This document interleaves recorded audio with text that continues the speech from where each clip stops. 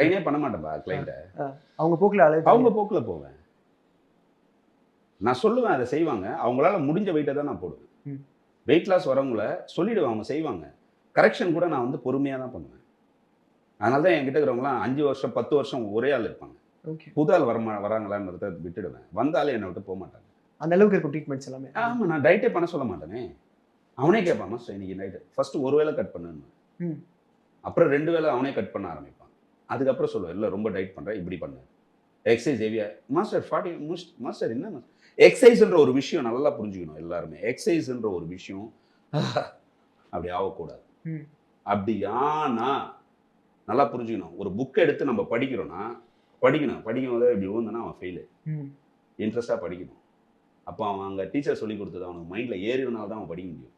இல்லை இவனுக்குள்ள ஒரு மோட்டிவேஷன் தான் அவன் படிக்க முடியும். எக்ஸசைஸ்ன்ற ஒரு விஷயம் எங்கே நீ டயர்ட் ஆகுறியோ தோத்துட்டேன்னு அர்த்தம். டயர்ட் ஆகுறேன் நான் என்ன சொல்கிறேன், 10 முறை படிக்கட்டு ஏறி ஒரு ஒபிசானவன் இறங்க நான் டயர்ட் ஆகணும் ஆக மாட்டேன். கண்டிப்பாக சிம்பிளாக பேசிட்டேன்.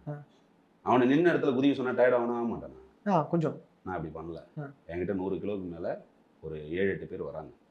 அவங்கலாம் ஜிம்மில் பேக் மாட்டிட்டு வந்து உட்காந்து பேசிட்டு போக வைப்பேன். என்னது பேசி ஒரு கவுன்சிலிங் மாதிரி ஒரு விஷயம் இல்லை, ஜாலியாக பேசிட்டு போய் கிரிக்கெட் மேட்ச்சு பாட்டு. ஏன்னா ஃபர்ஸ்ட் அவன் எழுந்து வந்து உட்கார்றான்ல ஒபிசா, அதுவே உலக அதிசயம்.